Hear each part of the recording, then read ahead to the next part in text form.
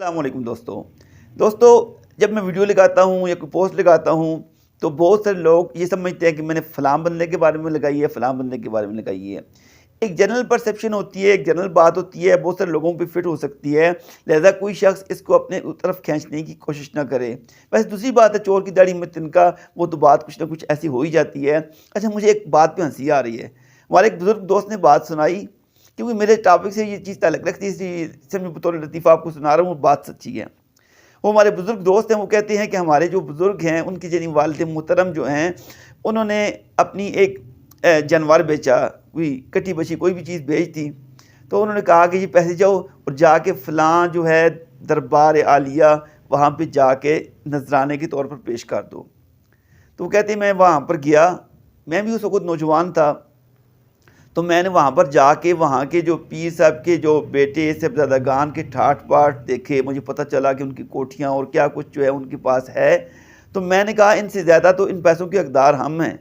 تو میں واپس آیا اور چپکے سے اپنی بیوے کو دے دیے۔ میں نے کہا بیوے جی یہ پیسے آپ رکھ لیں، ہمیں ان پیسوں کی بہت زیادہ ضرورت ہے، کیونکہ غربت کا گھر ہے، بہت زیادہ مسائل ہیں، ہمارے کام پڑتے ہیں، تو یہ پیسے ہمیں سب سے زیادہ ضرورت پڑیں گے۔ اور میں نے اپنے والد محترم کو کہہ دیا کہ میں نے جا کر وہاں پر جمع کروا دی ہیں، یعنی نذرانے کے طور پہ۔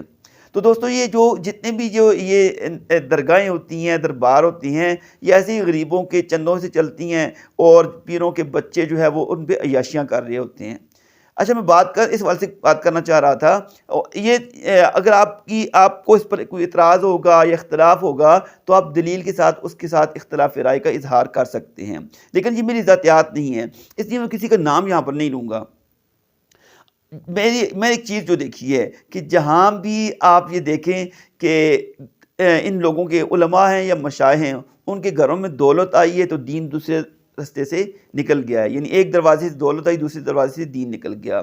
آپ جتنے بھی مشائخ ہیں، بڑی بڑی گدیوں کے لوگ جو ہیں، ان کا جو ماضی ہے، ان کا جو ابتدا ہے وہ دیکھ لیں، ان کے بڑے بزرگ تھے جن کو یہ ولایت ملی، یا وہ پیر بنے یا ولی بنے، جو کچھ بھی اللہ پاک نے ان پہ کرم کیا، وہ بنیادی طور پہ انتہائی غریب ترین لوگ تھے۔ ہوا یہ، پھر انہوں نے اللہ کی عبادت کی، محنت کی، ریاضت کی، اللہ پاک نے ان کو ایک مقام ولایت میں دے دیا۔ پھر سلسلہ آگے چلا، پھر لوگ ان سے متاثر ہوئے اور لوگوں نے نذرانے کے طور پر ان کو بخشش دینی شروع کر دی۔ لوگوں نے مربوں کے حساب سے زمینیں، کنالوں کے حساب سے زمینیں اور باغات اور قیمتی جگہیں، مارکیٹیں، دکانیں ان لوگوں کے نام پر کر دی کہ یہ اللہ کا دین کا کام کرنے والے لوگ ہیں۔ ہوا اس طرح کہ پھر یہ جو وہ بزرگ تو فوت ہو گئے،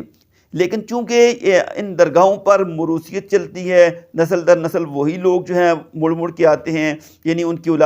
اولادیں، تو یہ تو موروثیت چلتی رہی، بیٹے بھی آگے سجادہ نشین، گدی نشین، مختلف ناموں سے جو ہے وہ آتے رہے،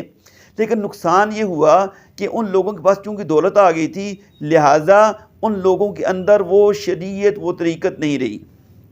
میں دعوے کے ساتھ کہتا ہوں، آپ اکثریت جو ہے ان درگاہوں کو جا کے دیکھ لیں، یقین کریں حال وہی ہے کہ وہ ان درگاہوں کے نام پہ یعنی جو بڑے محنت کر گئے تھے، ساری نسلوں کی نسلیں کھا رہی ہیں، لیکن وہاں پہ ہمیں کچھ جو ہے وہ نہ دینداری نظر آتی ہے، نہ شریعت نظر آتی ہے، نہ طریقت نظر آتی ہے۔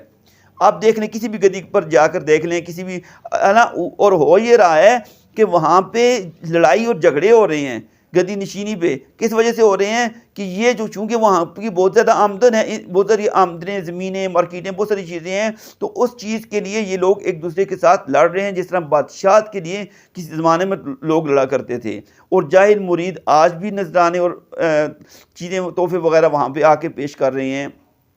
میں کبھی بھی جو ہے ان پیروں کے خلاف یا ان لوگوں کے خلاف نہیں رہا ہوں، خود ہمارا تعلق ان لوگوں سے ہے، اور علماء کی اور گدی نشینوں کی ہم تہ دل سے عزت کرتے ہیں، یہ چیز میں نے دیکھی ہے۔ دوسری جو چیز آپ کے ساتھ شیئر کرنا چاہتا ہوں وہ یہ ہے کہ علماء کے خاندانوں میں دو چیزیں ہوئی ہیں۔ میں نے ایک عالم سے کہا کہ آپ نے اپنے بیٹوں کو دین نہیں پڑھایا، تو انہوں نے کہا کہ یہ امامت خطابت سے ہمیں کیا ملا کہ ہم اپنے بچوں کو آگے دین پڑھائیں۔ تو یہ لوگوں کی طرف سے ایک بات تو یہ حقیقت ہے، سچ ہے کہ جتنا ان امام خطیب حضرات جو ہیں جتنی یہ دین کی خدمت کر رہے ہوتے ہیں، جتنا ان کے ساتھ مدد کرنی چاہیے، جتنے ان کو اچھی تنخواہ دینی چاہیے، ان کو فیسیلیٹیٹ کرنا چاہیے، ان کی رہائش اور خوراک کا بندوبست کرنا چاہیے، ایسا ہمارے معاشرے میں نہیں ہے۔ کوئی 15 20 25 ہزار روپے تنخواہ دے تو بہت بڑی چیز اس کو سمجھا جاتا ہے۔ تو اس سلسلے میں یہ حقیقت اس میں کوئی دو رائے نہیں ہے کہ جتنا حق بنتا ہے ائمہ مساجد کا اتنی ان کو تنخواہ نہیں دی جا رہی۔ لیکن دوسری بات کیا ہوئی دوسری بات یہ ہوئی کہ ان لوگوں نے بھی یہ کیا کہ اپنی اولاد کو ایک آدھ کو دین پڑھا دیا، وہ جو ہے امام خطیب یعنی مولویت سنبھالنے کے لیے تیار ہے، امام صاحب فوت ہو جائیں گے، اس کا بیٹا بن جائے گا، پھر اس کا بیٹا بن جائے گا، لیکن باقی ان کے گھر میں کہیں دین نظر نہیں آتا۔ معذرت کے ساتھ یہ حقیقت ہے، اس حقیقت کو آپ کو تسلیم کرنا پڑے گا کہ جس گھر میں دولت نہیں آئی ہے تو لوگ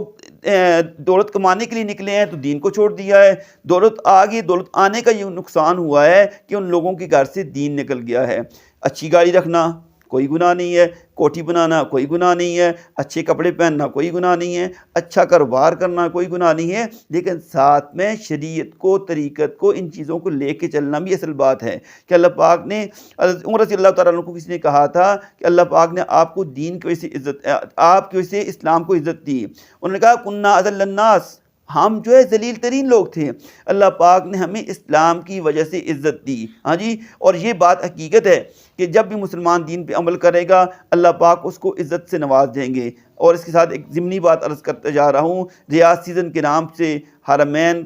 جو ہمارا ایک مقدس جگہ ہے، وہاں پہ ریاض میں جو کچھ کیا جا رہا ہے